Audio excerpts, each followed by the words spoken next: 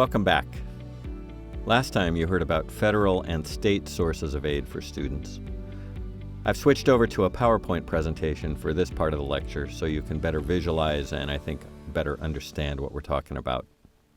We've been talking about sources of aid. The pie chart shows the various categories of aid that exist, but of course it has no labels. If I asked you to fill in the largest piece of the pie for all sources of student aid, what would it be? How about all those that are shades of blue? They're in one category. Do you know? So the biggest slice is federal loans, and all the pie pieces that are blue are from federal sources. You know the four sources of federal aid: grants, loans, tax credits, and work-study. You also know that federal and state aid both help, though federal aid makes up the vast majority of student aid, well over 90%. This time, though, we're going to turn our attention to institutions as a source of aid. Governments are certainly big players in student aid, but schools are also big supporters of students. They give out billions of dollars of aid as well, in the form of scholarships and grants. Some even provide loans, though that's much less common. Schools are kicking in more and more funding across the years. How big are those sources of aid? We'll talk in more personal terms, how big they are to the average freshman. The data here are from the College Board reported in 2017. The data show two big differences. First, publics and privates differ radically in how much scholarship and grant data they give out. Second, the amounts have increased a lot over the decade between 2004-05 and 2014-15, which is the latest data available. Those differences are big, even in inflation-adjusted dollars, as they're shown here. Publics increased their gift aid by $1,400 to about $2,800 per average freshman over that decade. Again, that's in inflation-adjusted dollars, so those are apples-to-apples comparisons in terms of buying power. Privates increased by $7,100 in that decade to more than $15,000 per student. Those increases in aid are pretty huge, not only in real dollars, but also in percentage terms. Privates increased their discount rate by 103%. That's more than double what they used to spend on student aid, even after controlling for inflation. In other words, those are real dollar increases, not just a function of weaker buying power. It's real money. Privates also went up a lot. Their increase wasn't double, but on average, freshmen starting at private colleges got 68% more school-awarded scholarships and grants in the fall of 2014 compared to the fall of 2004. Now let's look at aid as a percentage of published tuition and fee costs. First, we'll look at publics. That's shown in this slide. The left bar shows tuition and aid per student in 2004-2005. And the right bar shows the same thing in 2014-15. Note that the y-axis is not in dollars, but in percentages. So it shows the percentage of total tuition that students actually have to pay versus the percentage they get in aid. So you can see that in 2004, a student had to pay 78% of the bill, while in 2014, the student only had to pay 69% of the bill. That means average school-funded scholarships and grants accounted for 22% of tuition and fees in 2004, but went up to 31% in 2017-18. That's actually a pretty dramatic increase. Now let's look at privates. You can see that the percentage of tuition that students are responsible for is much less, on average, than publics. In 2004, the average first-year student was responsible for 64% of the costs, while in 2014, they were only responsible for 52% on average. That means that scholarships and grants covered a whopping 48% of the average published price of tuition in 2014-15. Remember when I said that net private college costs have actually decreased in recent years? This is why. Schools are increasing their scholarship and grant amounts in order to entice students to attend.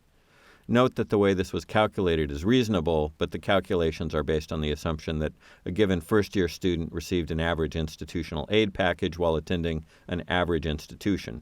That's probably a questionable assumption. So the exact percentages may be questionable, but the trend is not questionable. Schools, both public and private, are upping the aid they provide to students at a faster pace than they're upping the cost of tuition. So here's what we know now. Schools are publishing higher tuition rates, but then offsetting those increases with financial aid package increases. It's like me saying, last year the cup of coffee cost $2.50. This year it costs $3, but I'm going to give you 55 cents back as a rebate. Does that make any sense? From the outside looking in, it's got to look irrational. Why increase tuition, but also increase institutional gift aid? Sometimes you actually increase gift aid faster than tuition. I want you to dwell on that question for a while, and we're going to come back to it at a later point, not in this lecture, but in the next one. For now, think about what would make that thing that looks irrational be rational to decision makers at schools all over the country. So again, the irrationality is to increase the cost, but then give back the increase as scholarship. Why would that make sense to administrators? There's a lot of reasons, and again, we'll come back to that question later. For now, let's think about this aid issue a little bit differently. Not everyone gets the same aid. We have strong traditions of meritocracy and even some sense of egalitarianism in this country. From a meritocracy perspective, the grants should go to the most deserving and serious students who exhibit motivation. From an egalitarian perspective, they should go to students who are disadvantaged. Institutional scholarships and grants are leveraged at schools to do both. Bring in great students who are really motivated and also help those who otherwise probably couldn't afford to come. During the recession, aid has gone more often to needy students. At privates, need-based aid accounted for about 7 out of every $10 awarded, while grants for other things accounted for about $2 out of every 10. There's an overlap in those two kinds of aid, though, so the line isn't quite as precise as I've just made it sound. The data in this slide is not as current as I'd like. It's also based on 14-15 data, the latest I could find from the College Board. One factor that is clear in this graph is that expensive schools are working to be more egalitarian and so award much more need-based aid than those which are in the lowest cost categories. One encouraging reality for low-income students now is that the most prestigious schools offer free tuition and often free room and board for low-income families. Those include most of the Ivy League schools plus schools like Duke, MIT, and Stanford. Harvard advertises that the school is 100% free for families whose total income is less than $65,000 a year. Families whose income is $150,000 a year will pay, at most, 10% of the published tuition and fee cost. That is the wonderful benefit of a huge endowment. You may recall that these schools are also among the wealthiest. Those 10 collectively have an endowment of $149 billion. At least that was the case at the end of 2016. The smallest endowment, or the school with the smallest endowment on that list, is still $3 billion. The good news is that those schools are using their money in part to subsidize education for low-income students. Now, in 2016-17, $250 billion of gifts, grants, and scholarships helped students pay for their school bills. Even so, they had a chunk that they had to pay for themselves. Now, we're going to look at typical costs at a private school with a case study. So the case study we're going to use is Bethel University. At Bethel in 2017-18, the sticker price for tuition, fees, room, and board totaled $46,550.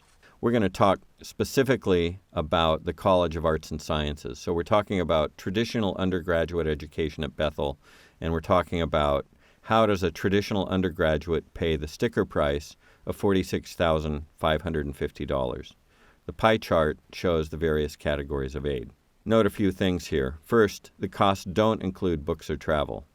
Those are real parts of the cost of attendance, but they're not shown. Another thing to note here is that Bethel has a higher than average family income, at least compared to other schools in the Council for Christian Colleges and Universities. But here's what I want you to pay attention to. Bethel gives about $16,500 away as institutional gift aid. Students on average take out about $10,000 a year in loans. The typical student is going to get a little over $3,000 from federal and state grant sources. They're going to add $1,000 from working on campus. They might get $740 or so from other scholarships that are not part of government sources. But look how much they have to pay out of their pocket. After the grant aid from the institution, the loans, federal and state grants, they're still having to pay more than $14,500 out of their pocket. That's a remarkable amount of money to have to come up with each year for 4 years. So the average family has to come up with nearly $15,000 per year. That's really tough. If the family had 2 or 3 kids in school at the same time, you can see how challenging it would be for them to have to pay. We live at a time when people are wondering if it's worth the cost. For now, millions of people think it is worth it. In the last few years, that confidence has begun to be eroded. In the meantime, in order to help boost confidence that college is worth it, schools will continue pumping in aid.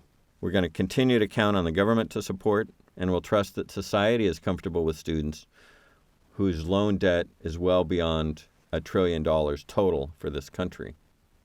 So in this set of lectures, you heard about government sources of aid, institutional sources of aid, and I'm setting the stage for you to think about how in the world does an institution increase the amount of aid so that they're giving so much away every year.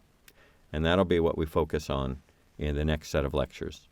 Institutional gift aid called discount rate, and we'll explore that in some detail. For now, take a break, and I'll talk to you soon.